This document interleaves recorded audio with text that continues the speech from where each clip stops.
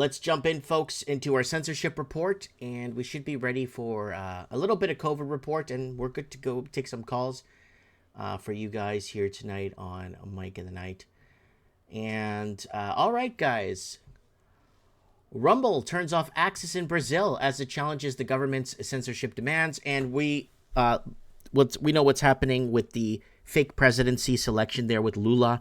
They basically selected a criminal. There's like 108, 200 million people in Brazil, and I don't know, 260 million people in Brazil, and I don't even know why they would select a criminal of all the people to run the country that is a convicted criminal that went to jail.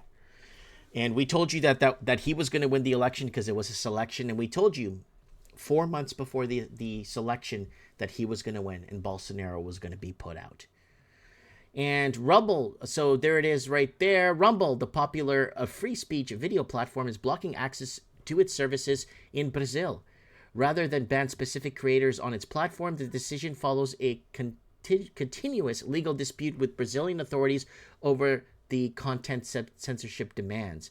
According to the statement released by Rumble, the Brazilian courts had issued an order demanding the removal of certain creators from the platform, so they're targeting, there's lists made.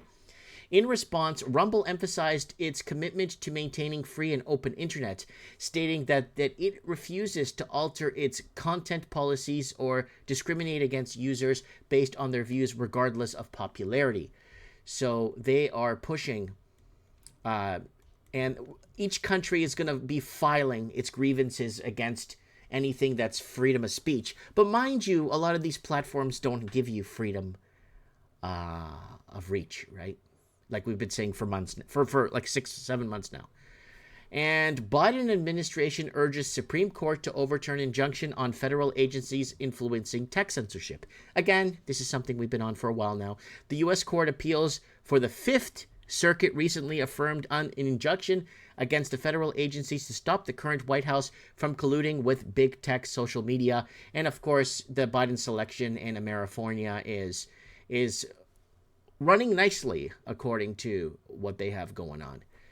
And fact-checking founders suggest abandoning goal of informing democracy to act more like marketers. And then it goes on to say here, furthermore, Silver questioned the approach of ramping up the same marketing efforts for fact-checkers that have been decreasing in trust for years. I don't even know anyone that's even listened or... in a tweet, he expressed his skepticism, stating that IDK, how they go from acknowledging that people trust fact-checking less and less to being like, yes, we need to triple down on everything we've been doing for the past 8 years. It's important to note that fact-checkers are often accused of demonstrating bias in their work. So we knew that already, and the second that fact-checking jumped or hit the scene, we knew, all of us knew already. And UK Member of Parliament demands Zuckerberg bring in Facebook safeguards encryption backdoor.